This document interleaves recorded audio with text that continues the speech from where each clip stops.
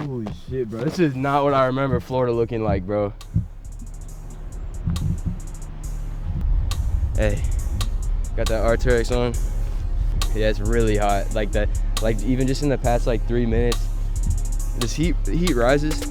Yeah, oh shit, you're right. Fuck. Literally the whole reason I'm bringing y'all out here, because I want to just have like a sit down talk video where I just kind of go over a lot of advice I want to give y'all. I've really been fucking with a lot of the videos that Rio's done in that style, and I thought I could do some similar stuff. Do not wear a puffer if you're going on a hike. Do not wear a puffer. Damn, you can really see like all of Santa Monica. All right, so we're here in Santa Monica. Just had to get to the top of this little view, so I might as well go on a hike. I feel like a lot of producers have the same common problems, whether it's literally just a problem with the music or literally a problem with just your mindset or a mental thing. And most of the time it's a mindset or a mental thing. Like I'd literally say like 80 to 90% of the time it is a mental thing. Most of it really just roots from like what you're doing in and outside of the studio. A lot of people spend too much time trying to literally like know life music, which as good as it is to grind it out, get as many beats done as possible, you gotta still make sure you're doing other stuff. I know too many producers that'll come into the scene and try to like prove themselves just by the fact that they don't do anything else in their life besides music. Like I just make like 20 beats a day and all I do is this. But bro, the whole other half to I think getting on as a producer is having that personality and being outgoing and being able to walk into rooms with confidence and be like, yo, this is who I am, this is who I produce for, this is what I do. Just you having like a personality and it's just some sort of story to tell that people will remember you by, then people will have the same impressions of you and people will go around like, oh yeah, I met Paryo too, I met this person too, and he was really cool. Oh yeah, I met him, I had the same impression. And it's just as big of a responsibility to be the right person and to be a well-rounded person, because you're really just constantly seeking for new relationships in music. I think one of the other things that stresses out most producers now is just like the whole oversaturated thing. You know, there's so many new producers now, especially nowadays with TikToks and all these new forms of making beats. It's super easy for anyone now to get on and make beats, make songs, do whatever they want to do. It's just a matter of the longevity, who you actually want to be and who you want to become, connections you make along the way, and they gotta be genuine connections too. As much as you can grind out getting connections and meeting new people, it's very easy to tell when someone is just doing that just for their own gain or just to get to like a new point in their career or just to work with a certain person. You just really gotta like be yourself, make the music you like to enjoy, just have fun with it, because that's what I've been trying to focus on the most. Just what do I really want to work on these next even 5 years, like even think more long term. I think I let that kind of stress me out too, because there's so much stuff to work on, there's so much stuff to think about. And my advice to even producers that are on and have a lot of stuff going on already, I know you can definitely relate. Sometimes it can totally feel like there's just too much to think about. Like for me, I'm trying to really run up a bunch of different lanes in music. I'm trying to still do the YouTube beats, I'm still trying to do the YouTube videos, I'm still trying to do industry stuff. I still want to be like a full-time streamer too on the side of everything. It's very easy to just think of everything at once and then just start to freak out like, damn, like I got all this stuff I got to do, I don't know how I'm going to get it all done. You got to really be on top of your time management. You got to take your own time in your personal life to really just sit back and think, okay, this is good for me, this is bad for me. What is good for my mental health, what is bad for my mental health? You know, if you have bad habits outside of the studio, whether it's eating bad food, smoking too much, or literally just anything that can hold you back, that kind of stuff will subconsciously hold you back so much more than you think, and that's just from personal experience. It's super easy to get comfortable with music or get comfortable with any like creative job. You have your own money, you're comfortable, okay, I can kick back now, but then you just get too lost in that. A lot of people will look up to certain producers and they just assume that like those producers that they look up to or their favorite producers, that they're just good, like they figured it out, like they just make amazing beats all day and they have it all figured out. But bro, I promise you, all the same producers that you might look up to or really like their beats or think that they might have it all totally just figured out everything, most of us wake up every day just as kind of confused on like what to work on. I'm no different than you guys. I probably stress out about the same exact stuff that you might stress out about. Bro, it's so easy to just overthink everything in any sort of business like this, because we're in a position where it's like we're entrepreneurs and there's no one that's setting the rules for us. We make our own money, we call our own plays, all that kind of stuff. So, you know, we're not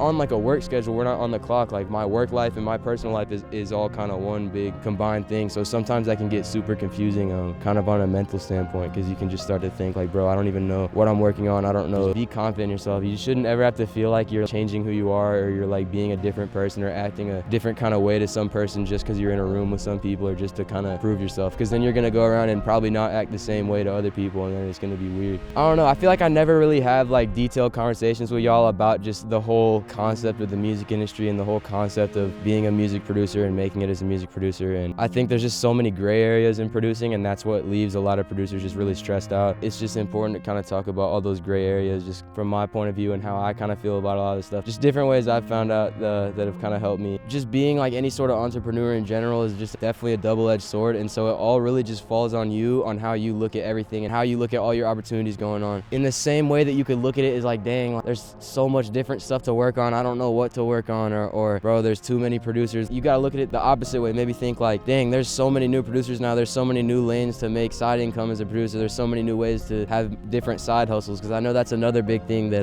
talked about a lot with producing. When it comes to actual label payments, when you get placements, a lot of that stuff is almost always going to be delayed. Most producers get paid super late, they don't even get paid, they'll get paid less than they should get paid. I think a lot of producers will focus too much on kind of chasing big songs and chasing big placements and having those label checks and those royalty checks be like your main income. And don't get me wrong, as much as that can be your main income if you have a good catalog or if you have a huge hit song out, I feel like I just know too many producers that have that problem where they're depending on that as their main income, and then it never hits like it's supposed to, because a lot of labels, they'll try not to pay you on time, or you just won't get paid on time. And so that's just never a good income to really depend on. I always try to tell people to do whatever you can to set yourself up to have your own passive income and side income streams, and then have those BMI checks and those royalty checks. Just always only look at those as like bonuses. You should never be looking at those royalty payments or any of that as like your main income, because all that stuff is honestly just like so unpredictable. Like I feel like you just never know when certain checks are gonna hit or anything. And a lot of people ask me right now too, like what the best methods are right now to get your beats out there, or if it's the best methods to make money as a producer. I started out doing type beats, as a lot of you guys know. I started doing type beats in about 2018, and then around 2020, a lot of my beats started to go up, and I got a lot of beats on the algorithm and everything. At the time, my whole sound was just like, I was just doing like the Juice WRLD, Trippie Redd, like Lil Uzi Vert sound. I just remember being in that grind. I had like a 600-day upload streak. I was uploading every day, and it was super fun. Like that was a whole era. Like I had beats ranking on YouTube, and it was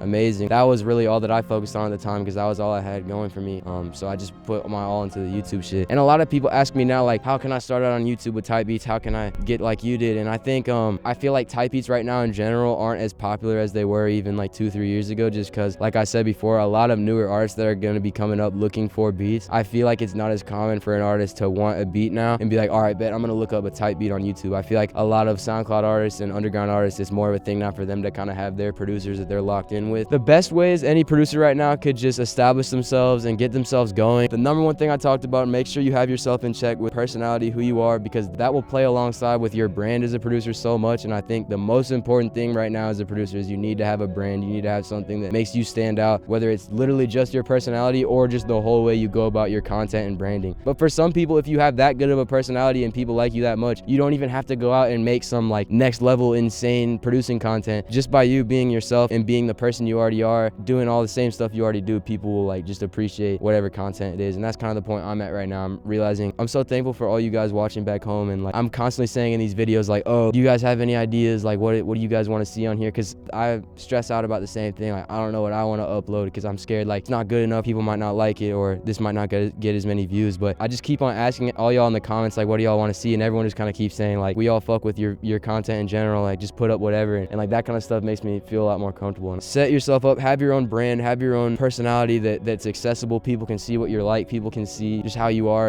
as a producer, but also how you are as a person. I think that's just the main thing. There's too many producers that try to just be mysterious and opium. As far as setting yourself up right now, as far as the actual incomes, I think I don't think type beats are dead. Everyone's like, bro, type beats are dead now. They're not dead. They definitely get less views, but it does not hurt to try putting out type beats. There's still people buying type beats, so don't ever think that it's oversaturated. Oh, I should just give up because there's too many people doing it, or I'm not getting enough views. Like, just put up the type beats, bro. Like, it's not gonna hurt. Even if your beat gets 50 views, bro, like that's still 50 people. You never know like what they're planning to do with the beat, or who they're showing it to, or what rooms they're bringing the song to, or whatever. I think the most common way and the best way of getting as much work in with as many producers as possible is sending out loops, but also sending out midis to as many people as you know, because that way you can send loops to producers that want to do drums, but any producers that might not do drums as much, if you're able to send out midis every week, you're gonna get like double the collabs back, and you're gonna get double the amount of connections, double the people that end up using your stuff every week. Because if you can get drum producers and other loop makers to be working on your stuff and sending it out, that's really just double the work, and I think it's a good idea. I think another really good way, especially right now, one thing that's changed a lot since I started that I see as a really good way to make side bread, drop your music. Even if it's just beats, like if you're just a producer, if you make some cool stuff that you want to show people, maybe even put it farther than YouTube. You could use DistroKid or whatever to put stuff out on all platforms. I've seen a lot of situations recently where like a producer on TikTok will be putting up loops on TikTok, and then through that, one of the audios will like blow up. Then they'll just put it on all platforms, and then just that like loop or just that like instrumental beat alone will get 100,000 plus plays on Spotify. And even if that's not as much compared to like a bigger bigger song you might get with an artist. If you're putting stuff out on all platforms that you own all of it because it's just like a beat or a loop or something, whether it's through content or anything you want to drop. Like, I like making EDM music sometimes. I want to keep dropping EDM music on the side for fun this year. It doesn't hurt to just keep putting your stuff out. I definitely had a mindset for a while of trying to kind of keep my sound exclusive and keep all my loops and all my beats more exclusive. But the more accessible that the internet is becoming and the more accessible that producing is becoming, I've just totally kind of switched my mindset with that, and now I just want to have my stuff as accessible as possible. Send out to as many people as I can, whether they have connections or not. Send out loops to as many people as I can. Send out midis to as many other producers as I can. Network with as many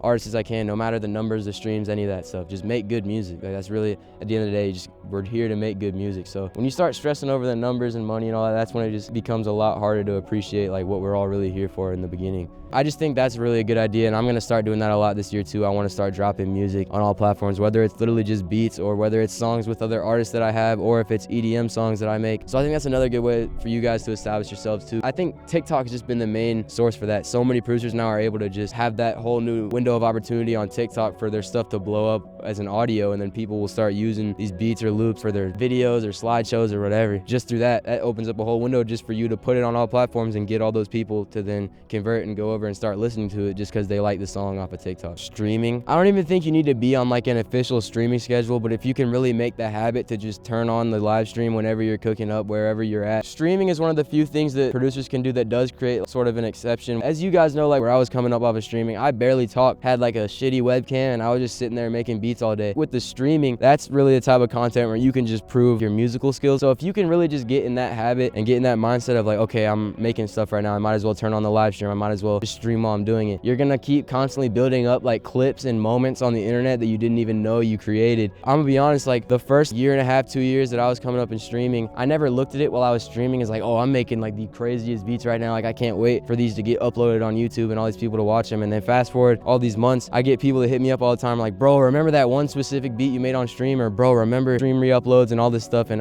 there's actually a community of people that enjoy watching them, and they actually recognize the beats by the beat, and they'll recognize certain things just because of how much they've like watched some of the streams. And that's just so crazy to me, and I don't think I ever really realized the leverage of the streaming when I started out, and that just motivates me to keep streaming more, because I think streaming honestly helped me more than anything to build up my actual brand, and even a lot of connections too. Like the amount of times now I've been out here and I'll meet a producer and they'll be like, bro, like I used to watch your streams all the time, or I learned how to make beats because of you or something. Like that's the best feeling ever, bro. And I think a lot of other producers out there, you guys should definitely be taking advantage of streaming. If you think you're at a point where you want to just show other people your skills and show other people the kind of beats you can make right now, or show other people the melodies you can make right now, definitely stream. If you're in a schedule where you're streaming almost every day or every other day, not only are you having all these streams that are out that everyone can watch, you can constantly just build up all the VODs and just keep putting out clips from those streams. If you're streaming for hours every day, I'm sure there's some 30-second or 1-minute clip from those streams every day you can put on TikTok, you can put on YouTube to like keep promoting everything and just keep everything going. But honestly, as much as I can talk about like how you can actually get better as a producer or producing methods to get better at this, I think the main thing I do want to highlight in this video, and I think the things that I can tell y'all that y'all can walk away with the most advice from, is really like the mental side of producing, because that's really the only thing that's holding every producer back. I really feel like 90% of the biggest moments you may have in your career as a producer, or the beats that you make in your career, that the biggest moments that you create for yourself, you're not going to realize that was it, or this was the moment that meant this, or this was the moment that I got this done and people realized this about me. You're not going to realize any of that stuff or what those moments actually did for you or meant until way after. I feel like there's been countless times where I've done a stream or done a video or done anything, whether it's just make a beat, even just as simple as that, and in the actual moment when I was doing it, locking in, working on it, I was not thinking of it at all in a long-term way. You never really know what's going to happen. So with that being said, you just have to do your best to be content with yourself every day and confident in yourself every day that you're going to do the right things and make the right plays, make the right beats. I think too many people, when you're in the moment, they're too worried about like, oh, what's going to happen with this, or where's this going to go. That'll just leave you unsatisfied all the time, honestly. All my biggest moments up to this point in the moment had no idea. And I know that that's how it's going to be in the future too. I'm going to try my best to just keep locking in, doing what I know I can do every day, doing it all right. And I think you guys should do the same. It's way too easy to just like kind of sit back and then just start worrying about everything or how certain things are going to go. Yeah, like I said, I think it's just a good quote to remember. 90% of the things that will be the biggest moments in your career, you're not going to know that stuff at all until way afterwards. The amount of times I've been overthinking shooting a video like this, or shooting even just a sit-down video, like, oh, this might not be good enough, but put it out anyway. Just put that video out, put that stream out, put that beat out. You never know what's going to happen, because there's never anything that's going to be fully done for you or fully set up for you to where if you just put it out, it'll